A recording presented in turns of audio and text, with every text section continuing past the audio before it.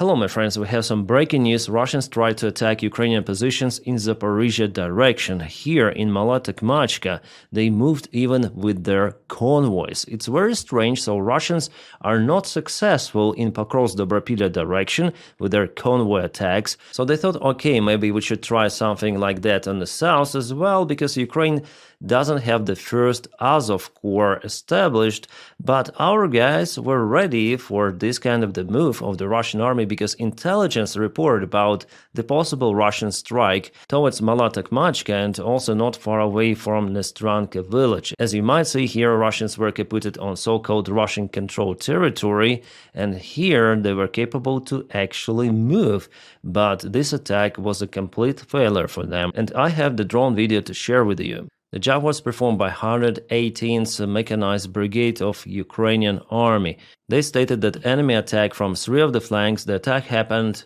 yesterday. Yeah, today, by the time I'm recording this video, it's 21st of October. But the attack happened on 20th of October, and here you can see the Hunger Russian vehicles on the way.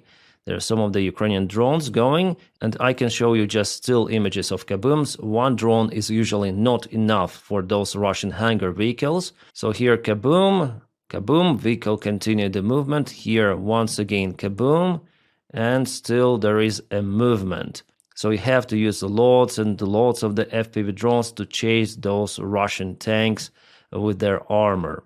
With some of the lucky shot that was capable to break through the vehicle defense. As you can see, one more is burning, and the one that stuck in the trenches was finished with the drone drops. That's it. Some of the Russian infantry forces were capable to land in Mala-Takhmachka ruined buildings, but later on they were finished by even HIMARS. Yeah, here Ukraine used HIMARS. Well, Russians definitely managed to reach this settlement, but the outcome for them is complete cancellation. You may see here, and Ukraine used some of the artillery. Let's check it out. Yes, as I showed to you, it was HIMARS definitely. It looks like it, and geolocated in Mala-Takhmachka. Well, Russians expanded the gray area. That's their only achievement, but we are not speaking about the presence of the Russian army here. They were flatlined. As you might see in this direction, Ukraine is using some of the aviation even. There was the strike on Russian buildings. Yeah. Well, actually, it's a Ukrainian building that was taken by Russians, that's why I called it like that. But it was also geolocated, confirmed Ukraine is using aviation all around the front lines. Also, this vehicle was captured probably from the same convoy just on the way. Yeah, it gives us the reference for the same video with coordinates, the video which I showed you before. The problem in this direction for Russians that the terrain is pretty much flat and there are not many forest patches or tree lines where Russians could hide their vehicles or their troops, and every attack of Russia is pretty much visible by Ukrainian surveillance drones, which limits the actions of the Russian army. Here, advancement with Russian even sabotage groups, small ones, is kind of complicated. But yeah, it was not the only direction. Russians also went over here. They lost more vehicles. Well, this time Russians took some of the roads and they were stopped. Well, this vehicle was stopped by the mines and this one with FPV drone strike. It was geolocated and confirmed, but what is interesting about this Russian attack that infantry was finished by Ukrainian tank. You see how it fires towards this building with a shell exit. Pretty much interesting that Ukraine is using even its own vehicles to stop Russian offensive. In Novopavlivka direction, Russia also tried to offense with some of the armored vehicles, Hunger type of the vehicles. There were 2 of those and all of them were captured on the way, even on the Russian-controlled territory. I say so-called controlled sometimes because Ukrainian drones, they operate far behind the front lines.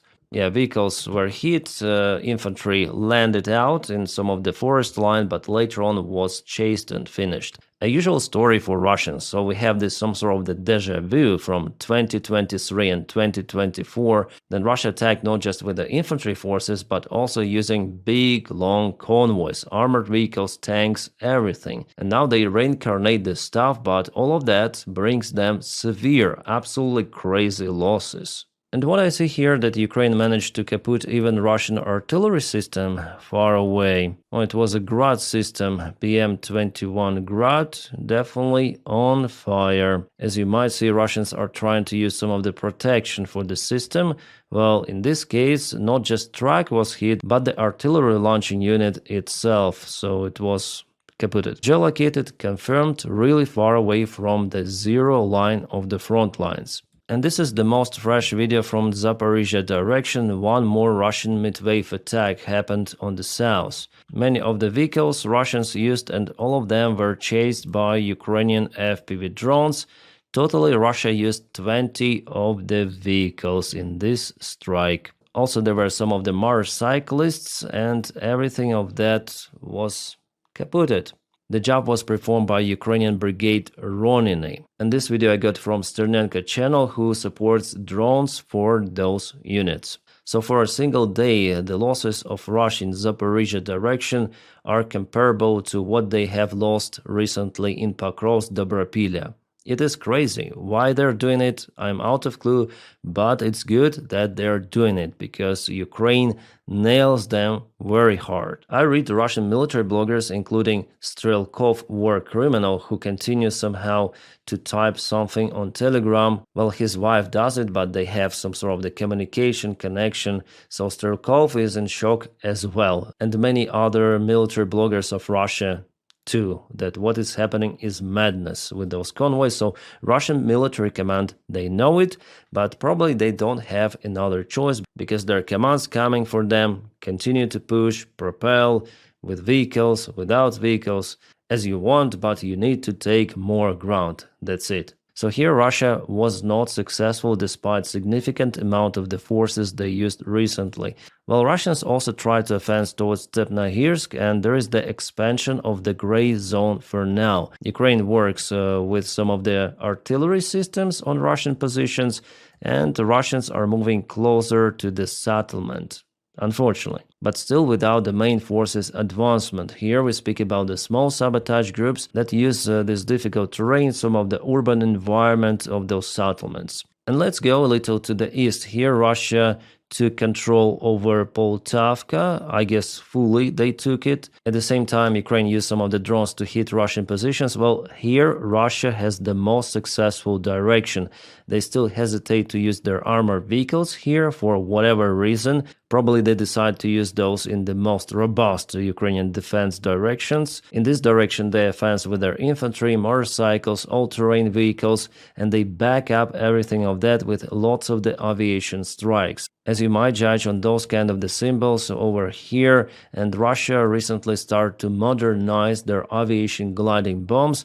They convert those into some sort of the cruise missiles. I think you might call those cruise missiles in this case. Then Russia puts the jet engine to expand the range. So now the estimate range of those kind of the gliding jet missile bombs is roughly 200 kilometers, which is pretty much high. Potentially Russia may reach Poltava from its own territory and also the capital city of Ukraine, Kiev. This Russian gliding bomb was found in Poltava region of Ukraine, FAB 500 it is, and it was equipped with a jet engine. Luckily, it didn't detonate, and our sappers, they exploded it in this place. Yeah, that's the new type of it. Well, as it was said, it is equipped with a jet engine, but I don't see it here. Probably it is connected underneath or somewhere. So Russian aviation unfortunately might be more successful with the strikes, and they may save their airplanes not coming close to the front lines. But from what I know, Ukraine is working on some of the anti-gliding bomb warfare, which will be presented pretty much soon, I hope. And by the way, here I forgot to tell about Zaporizhzhia, why I think that Russia is so focused on this one. Well, they need to expand the territorial gains because Ukraine created a so-called kill zone. It's roughly 15 kilometers, could be up to 20. But with development of the new drone technologies, Ukraine may expand this kill zone further, and it might touch Russian logistics and, in a future perspective, even Russian ports. It's not a big distance here, it's roughly 70-75 kilometers, and Ukraine already has drones capable to reach those ports, long-range drones, but still Ukraine is unable to use those 24/7 all the way across the front lines. It's the next step. Ukraine has even the analog of the Russian Lancets, and let me show you the video of the successful operation of those particular drones. Not long time ago, Russian journalists published this kind of the video showing Yakovlev 52 and Cessna Skyhawk 172 equipped with those kind of the machine guns. Those airplanes are being used by Russia to shut down Ukrainian drones, which are entering the Russian airspace. So here you can see some sort of the tail gunner with Kalashnikov. But this drone video is presented by Ukrainian SBU. Here's this particular airfield with those particular aircraft which are being aimed and hit by Ukrainian Lancet drones. I don't know how Ukraine calls those, but definitely it looks like Lancet. And here's the outcome. Sorry guys, I cannot show you the kaboom itself like video. For more details, please check out my Telegram. That's the restriction of this platform. Yeah, not just a single airplane was hit, but some others as well. Well, it's really hard to tell where it happened. I think somewhere at the bordering region with Ukraine, somewhere in Belgorod Oblast or maybe Kursk. Well, many thanks, Russian propaganda, for giving us the information about those light airplanes which are used to shut down Ukrainian drones.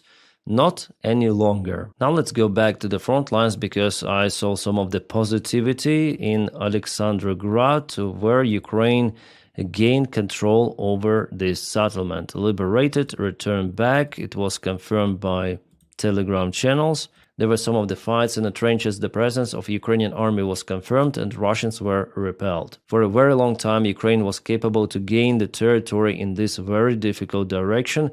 And as you see, Ukraine also hit some of the Russian vehicles, Russian artillery system. Yeah, it was Grad once again, so it was kaputted very, very far away. As for Pokrovsk, well, there are no any changes. The fights continue inside the settlement, inside the town as well. In Dobropilya direction, also nothing new. In Konstantinovka direction, there are attempts of Russia to move further with small sabotage groups, but the front line is standstill. Kupiansk, very difficult situation for Ukraine. Russia uses drones, Ukraine as well.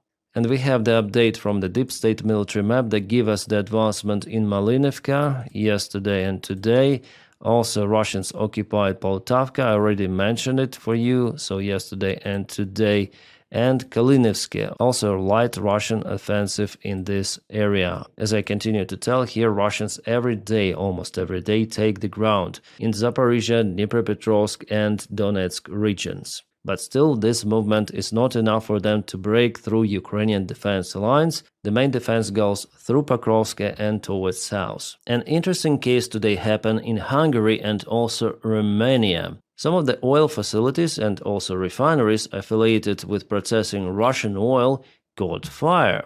On the night of October 21st, two strategic energy sector enterprises linked to Russian oil suffered accidents. Yeah, almost simultaneously in Hungary and Romania. Fire at the MOL refinery in Hungary, the MOL Dunai Finomito oil refinery complex near Budapest, was kaboomed in a large fire. The enterprise temporarily partially stopped operations. The plant processed the Russian oil. Later on, an explosion occurred in Petrotel Lukoil refinery in Romania. The plant belongs to a subsidiary of the Russian company Lukoil. According to the official data, the explosions occurred in the individual sewage system during the repair work. One contractor employee received injuries and now in a hospital in stable condition. So, since those events happened simultaneously with oil connected to Russia, and as you see, not just Hungary is dealing with Russian oil, yeah? I think that it's impossible for it to be some sort of the coincidence. People smoked at the wrong place at the same time. No, I think it could be also a false flag operation to accuse Ukraine for some of the attacks on European partners, because just European partners now influence Ukrainian military, giving own weapons and also purchasing weaponry from the United States of America. So there could be also the action of Russia towards that direction, but I'm here so far not sure. It could be everything. I'm just gonna monitor the situation. It is very, very interesting. But so far, Orban is not screaming, oh, it's Ukraine, Ukraine. No, he's pretty much calm, and today he's invisible. What I do not understand is the cooperation between Russia and Georgia. So Russia ships first oil to new refinery in Georgia. Because Ukraine hits refineries on territory of Russia, Russia is now looking for alternates where to refine its oil. So they called Georgia, the country which they attacked back in 2008, and they agreed that Georgia will just refine Russian oil and send fuel to Russia. Crazy. Georgia now has a really pro-Russian government. Yeah, there are some of the protests of people, but they cannot change the situation. I think that the only way possible for them to change it is like Ukrainians did back in 2014, just using force against police, government. Their government just does not react on peaceful protests. We see it, we saw it, and yeah, it's like that. Russia has established its full control using the soft power. It's the variant where Russia was definitely successful. Well, guys, we have some interesting news, but I don't want to make this video long. That's why I'm gonna sleep and film one more video for you in several hours. Bear with me and subscribe for the channel, by the way, not to miss my videos. My friends, separate thanks for my Patreon supporters and also members of this channel. Guys, you make my job possible. And I wish you all a peaceful sky wherever you are, and have a great time.